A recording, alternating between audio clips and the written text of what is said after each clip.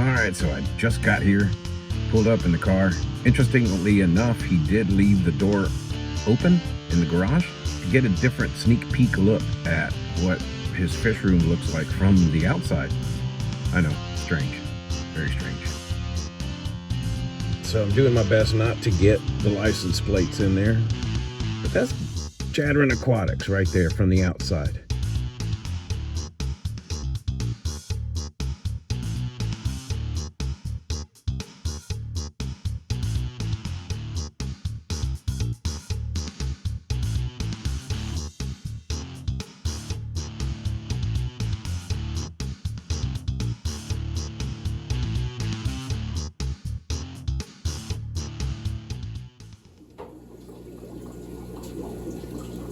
All right, Jason, so I'm here looking at your tanks in the first section of your fish room.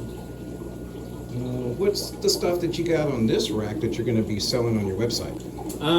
I've got a lot of different stuff I'm breeding that's going on in this rack that's growing out up here. We've got a bunch of golden wonder killifish.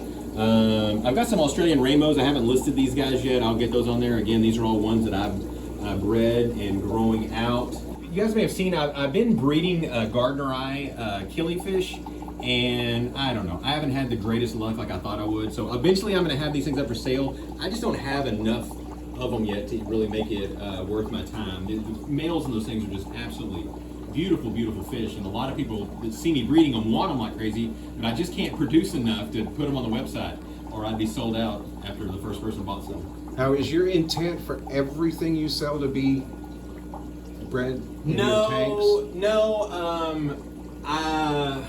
I have a local wholesaler who brings in a lot of fish. He probably has about 400 different species that he brings in.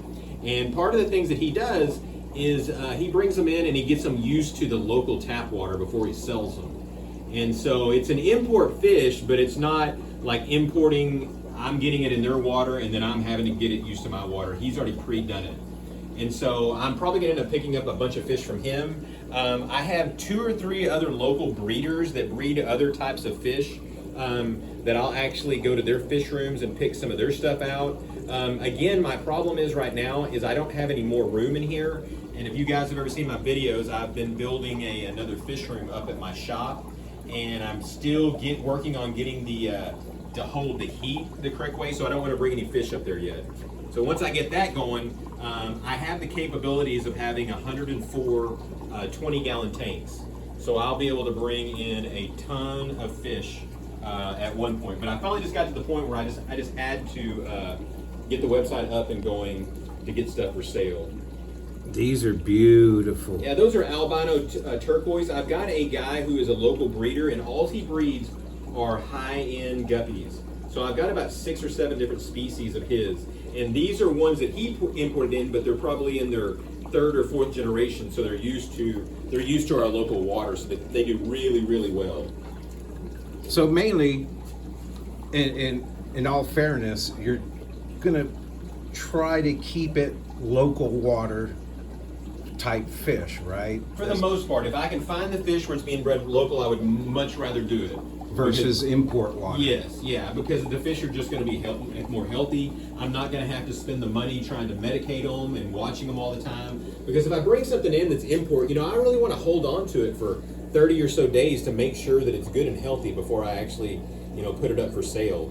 Because there's nothing worse than someone that sells fish and that you're having a whole bunch of problems of them dying. So kind of like a quarantine process? Yeah, it'll be some type of quarantine process.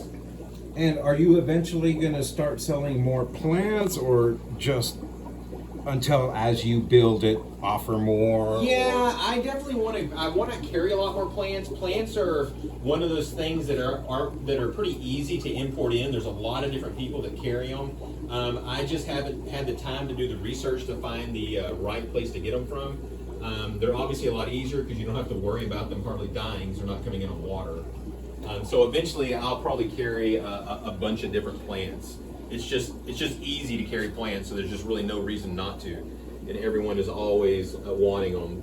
Right now I'm just going to currently be selling some of the stuff that I have that's growing in the tanks, which is hornwort and Java moss and some guppy grass. And so in your other fish room, I did get a chance to see that a little bit.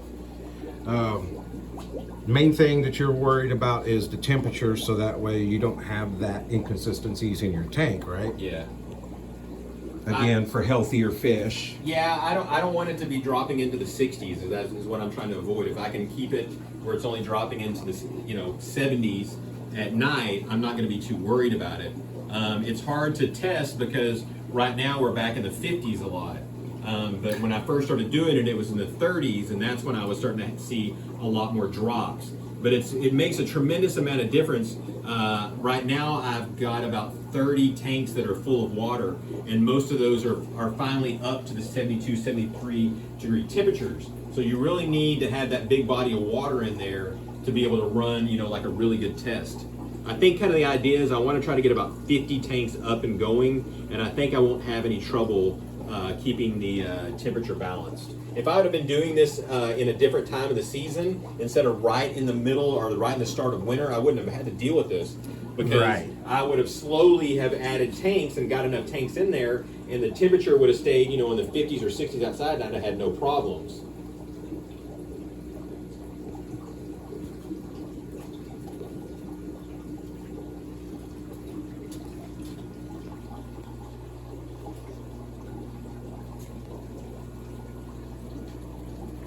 On your website, Jason, I noticed you didn't have very many shrimp yet. Is that intentional or? Well, the only shrimp that I'm currently selling are Neos. So the only Neos that I really have are giant cull assortments, cherries, oranges, or blues. That's the only thing that I really have. I had a bunch before, but I ended up mixing a lot of them. So I've got a tank that's got like some black willies in it that I could, if I wanted to take the time, I could pull more of those out. It's just I have too much on my plate right now. That's the problem. I have a lot of really good ideas of what to do. I just don't have really the time to get them done. So right now, your website was launched today, correct? It was officially launched last Tuesday or Wednesday to the people that are members of my channel. That's part of the perks of being a member of my channel, is you get first dibs on any new fish that I get in. And so I released it to them for about 3 days, and then this morning, Saturday morning, is the day that I officially open it up for everyone to see. Well, fortunately, I got the email when you opened it up for members, since I'm a member. And I do appreciate the stickers and the art that I've been sent. Looks really good. So what did you have to do to convince Priscilla to give you some of her artwork?